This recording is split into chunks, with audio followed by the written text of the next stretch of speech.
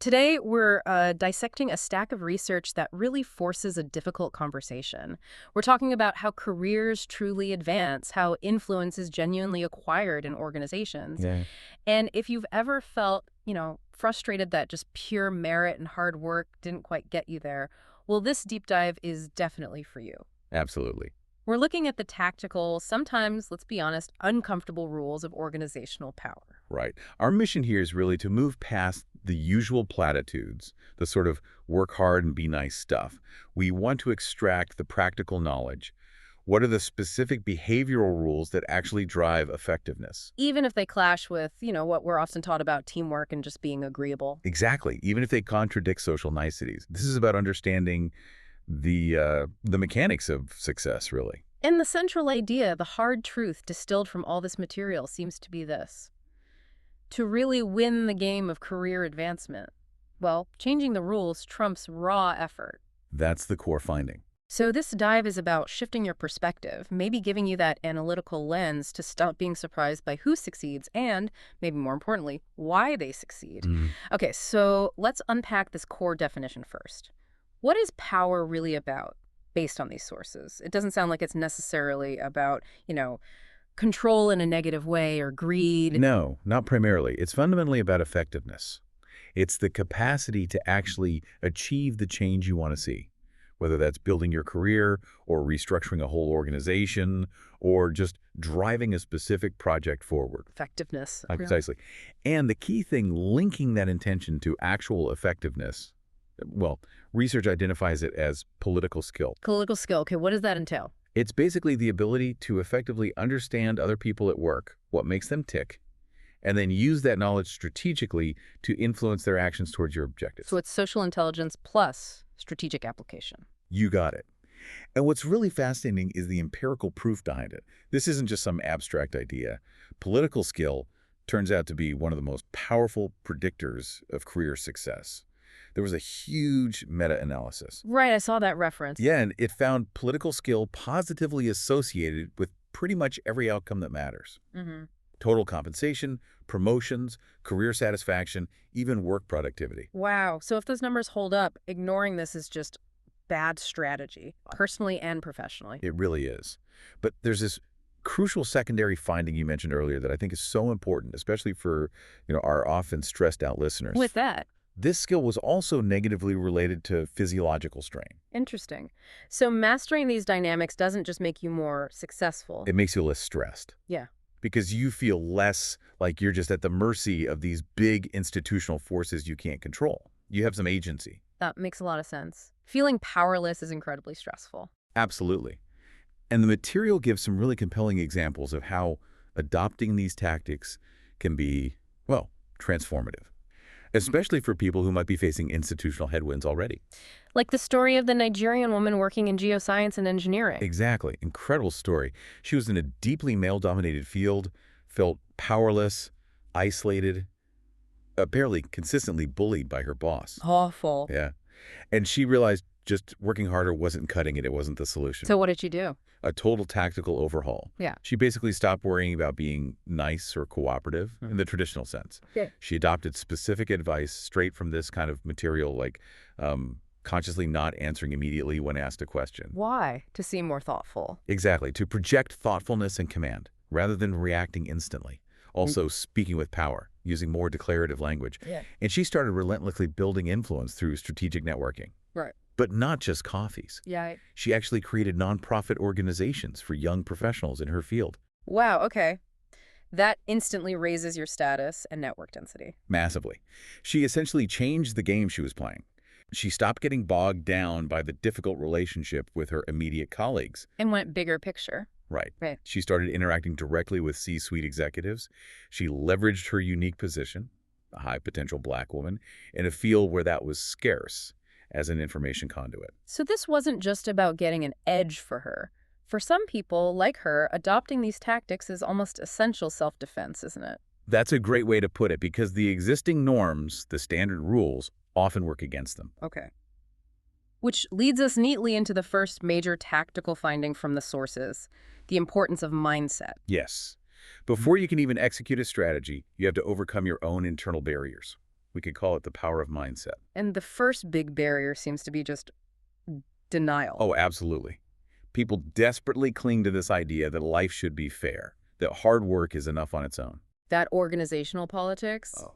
well, that's for other people. It doesn't apply to me, even when all the evidence says otherwise. There's a fantastic kind of painful illustration of this denial in the sources.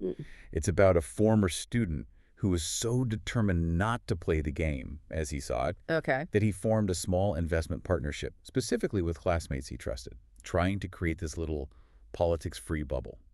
How'd that work out? Let me guess. Years later, he runs into his old professor and sheepishly admits his partners, his trusted classmates, had eventually thrown him out of the firm he co-founded. Ouch. That's a powerful punch to the gut for anyone relying solely on doing the right thing to win out. It really confirms that neutrality just isn't an option. If you don't engage with politics, politics will eventually engage with you, usually not on your terms. And this denial often gets tangled up with imposter syndrome, Yeah. right? Which the research suggests affects up to 2/3 of high achievers in some settings. It's this really vicious, self-defeating cycle. Right. Well, people feel, despite evidence to the contrary, that they're prone to failure. So they become less productive, maybe more reluctant to advocate for themselves, hesitant to teach their ideas. Which then reinforces the feeling of inadequacy. Yeah, Yeah, I see the cycle. exactly. So how do you break out of that? What's the actionable advice? It's actually simple but profound. Control your self-description. Meaning. Take the example of Christine, this talented Asian-American woman in Silicon Valley. She felt diminished, less powerful than she was. Why? Because she kept internally labeling herself using demographics that, in that context, felt like they reduced her influence. She was, the youngest person in the room, the least senior, often the only woman. All right, I can see how focusing on that would feel disempowering. Right, so the advice wasn't to change who she was, obviously. It was to change the adjectives, the descriptors she used internally and externally to define her value. So switch the focus. Yes. Instead of demographics, focus on identifiers that actually convey power and competence in that setting. She had an MBA from a top school. She was highly analytically skilled. She ran the project with the biggest economic impact for the company that year. Focus on those things. Exactly. You, the listener, get to choose which version of yourself you amplify, which story you tell yourself and others. Okay, that makes sense. But this leads directly into something else the sources talk about, the curse of authenticity. Ah, yes. This is a big one. Because a lot of people resist these kinds of power behaviors precisely because they feel calculated or inauthentic or even manipulative. It's a very common reaction. That's just not me. Yeah, and it sounds exhausting and maybe a bit deceptive. Are the sources really saying we should prioritize manipulation over genuine connection? They're saying we need to prioritize effectiveness. And here's the paradox. Research shows that while, yes, disclosing vulnerability can increase closeness among peers, if you're in a higher status role, especially a task-oriented one. It's like a leader, a manager. Right. Disclosing a weakness actually leads to lower influence. It leads to perceptions of greater conflict and less desire from others to collaborate with you in the future. So people actually want confidence in their leaders, even if it means less raw vulnerability. Institutionally, yes. Yeah. They need to feel the person in charge is capable and confident. So the strategic takeaway isn't be fake.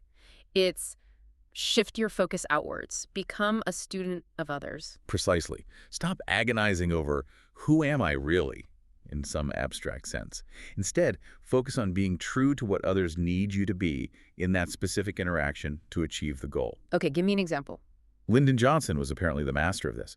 When he was building alliances in the Senate, he didn't just rely on his own personality. He studied every detail of his colleagues, their needs, their hopes, their fears, their vanities. So he could tailor his approach. Exactly. He could provide a perception of similarity. Apparently, he'd even deepen his Southern accent when talking to certain colleagues to build that connection strategically. He built influence through calculated, targeted responsiveness, not necessarily through unguarded self-disclosure. Okay, so if managing our internal narrative and our relational approach is the mindset piece, the sources suggest the next big tactic is managing external perception through proactive, maybe even surprising action. Yeah, let's pivot to what we might call the audacity advantage. Break the rules. Okay, sounds provocative. Why break the rules? Well, the basic premise is pretty straightforward. Rules and norms usually tend to favor the people who already have the power. After all, they often had a hand in making them. Right. So if you're starting out or you're from a disadvantaged group, Playing strictly by the existing rules often means you're always playing catch-up. You're playing on their turf, by their rules. okay, makes sense. So how does rule breaking work tactically? The primary psychological mechanism is surprise. Because most people are rule followers, those who successfully deviate catch their interaction partners off guard.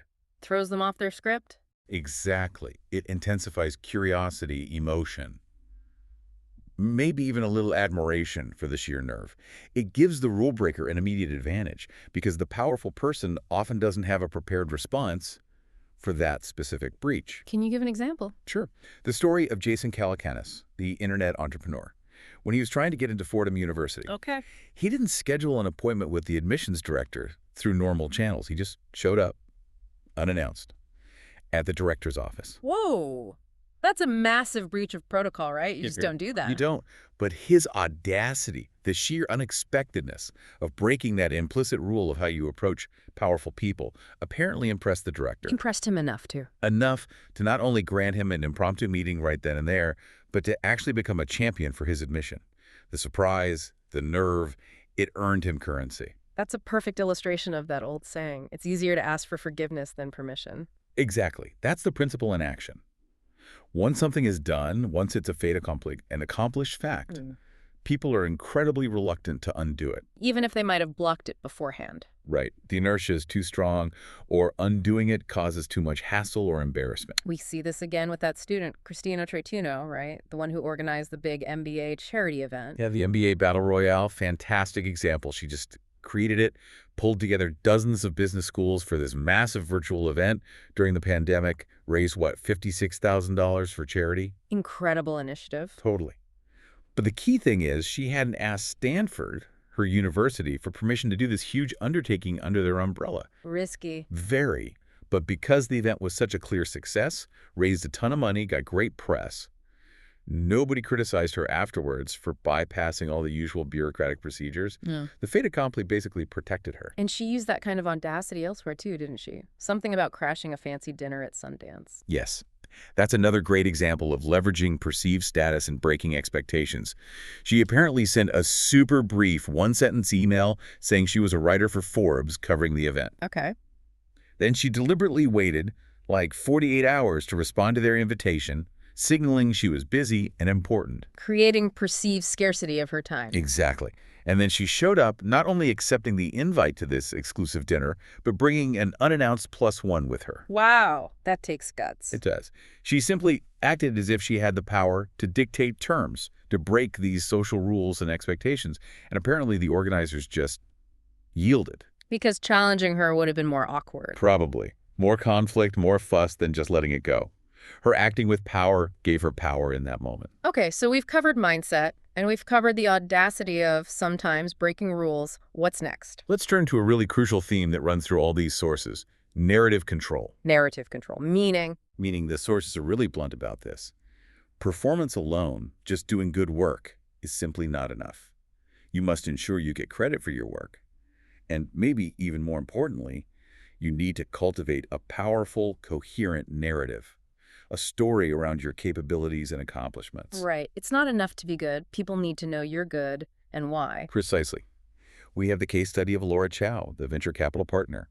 She seems to have focused relentlessly on personal branding. How so? She realized early on it wasn't enough just to be a capable investor working behind the scenes. She needed to be top of mind for founders who were looking for funding in her space. So she had to build visibility. Methodically, she created this kind of flywheel of influence. She started the Woven podcast, interviewing senior women in venture capital and tech. Smart, instant network expansion and borrowed authority. Exactly. It raised her status by association, gave her curated access. Then she also wrote a long-form thesis on a specific investment area, hosted panels on topics she wanted to become known for, published a newsletter called Taking Stock. Wow, that's a serious amount of proactive output. How did that translate into actual influence, though?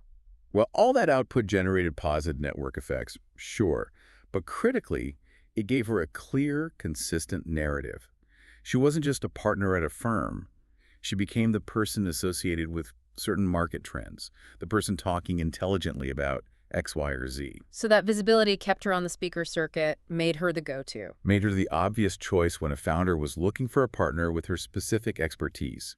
She was actively constructing her brand, not just hoping her deal flow would speak for itself. Which brings us back to that psychological barrier we touched on earlier, the discomfort with self-promotion, which research shows is often felt more acutely by women and people from minority groups who might fear backlash for seeming too aggressive or boastful. Definitely. And Deborah Liu, who was at Facebook and is now CEO of Ancestry, apparently found a really effective way to navigate this. She reframed the activity. How did she reframe it? She realized that if she called it self-promotion internally, she just wouldn't do it. It felt icky, uncomfortable. Relatable. Very. But she consciously reframed the task. Instead of promoting myself, she started thinking of it as helping my manager understand the impact of my team's work. Oh. Or helping my team get the recognition it deserves. It shifts the focus from self-aggrandizement to responsible communication and advocacy for the work. That makes the essential task feel more comfortable, more like a service. Exactly. And the results really show why this reframing matters. Liu had previously led this massive project, apparently critical to Facebook's IPO. Okay, huge deal. Huge deal. But somehow, it later got kind of forgotten internally. She didn't get the lasting credit. Gotcha. But then later, she led a smaller team working on mobile app install ads. This time, armed with this new perspective, she focused relentlessly on controlling the narrative. She repeatedly told the story of this smaller project's success everywhere internally. She constantly linked it to the biggest strategic problem the company was facing at that moment, mobile monetization. So she made sure everyone understood its significance. She hammered it home. And by focusing on telling that consistent, clear story over and over, What happened? executives started mentioning that project on earnings calls. She ended up garnering far more visibility and credit for that smaller but well-narrated achievement than for the previous economically larger project. Because she controlled the story, the narrative structure made it stick. Precisely. The story is what elevated her work and ultimately her career visibility. Okay, so wrapping this all together, what's the big takeaway from this deep dive? Well, what we've really synthesized today is that gaining power, becoming effective in organizations, it's largely a behavioral, tactical effort. And importantly, it seems to be divorced from traditional moral judgments, at least in terms of the mechanics. The material teaches the how, the rules of the game. But the application, whether you use that knowledge for good or for more malign purposes. That's entirely up to the individual. It's like atomic energy, Yeah. right? The physics are neutral. The use determines the outcome. And the encouraging part is that these seem to be masterable skills. It's not some innate trait you either have or don't. Absolutely. The sources really emphasize that. And interestingly, they suggest that understanding and applying these tactics is actually more crucial for people who might be facing institutional disadvantages. Like women, people of color. Exactly. Because they often can't rely on the existing institutional norms and networks to automatically smooth their path forward. They need the tactical edge even more. Okay. Which brings us, I suppose, to the final and maybe most provocative thought derived from this whole body of research. Lay it on us. It's this idea about the protection of power. Basically, once you achieve significant success, wealth, and a powerful social network, that standing itself will likely protect you from falling from grace, almost regardless of what you do. Wow. Okay, that sounds incredibly cynical. Why would that be the case? Because, according to the researchers, once you're perceived as being truly powerful and successful, people engage in what's called moral decoupling. Moral decoupling. Yeah, it means they mentally separate your performance and your success, which they admire or want access to, from your ethical behavior or your personal flaws. So they can justify associating with you even if they know about problematic behavior. Pretty much. They want access to your power, your network, your resources. Yeah. So they cognitively rationalize looking past the other stuff. They decouple the moral judgment from the performance judgment. That explains a lot, actually, about why some powerful figures seem Teflon. It does. And this is why, according to his perspective, the relentless pursuit of power often prevails, because power becomes its own shield. So the final lesson from the source material is pretty simple, maybe stark. Acquire power, because once you have it, it offers its own form of protection. A challenging thought to end on. Lots to mull over there, for sure.